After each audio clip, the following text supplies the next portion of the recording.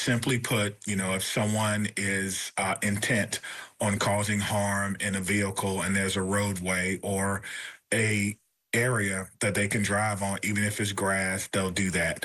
And so what we try to do is make it as inconvenient as possible and give us enough time to recognize that this person has ill intent. 14 are dead and dozens more are injured in New Orleans after a man drove a truck through an outdoor New Year's Eve celebration Tuesday night. The act of terror is raising questions about pedestrian safety at events all over the country.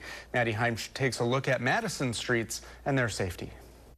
Physical barricades should serve as safeguards when State Street turns from this to this.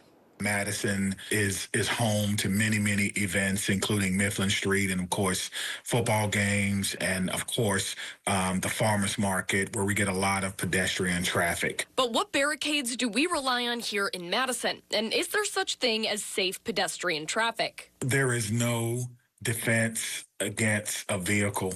Person versus vehicle wins every time. Madison Police Chief Sean Barnes says the city rents metal barricades for special events to protect people from vehicle collisions, whether intentional or not.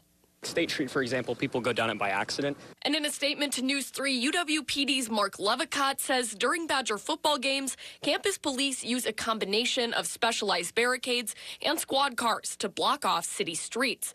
But when an attack like the one on Bourbon Street makes headlines, departments nationwide reevaluate. Really made me think a lot about what needs to be done. And so do pedestrians themselves. You could fairly easily speed down that, and on party nights, that would be really bad. You could have people, like hundreds of people in line. Barnes says before any public event, MPD puts together an operational plan to identify vulnerable areas and train officers to best handle emergencies. Simply put, if someone is intent on causing harm in a vehicle and there's a roadway or a area that they can drive on, even if it's grass, they'll do that. And so what we try to do is make it as inconvenient as possible and give us enough time to recognize that this person has ill intent, and then we can respond as quickly as possible. I'm Maddie Heimsch, Fox 47, News at 9.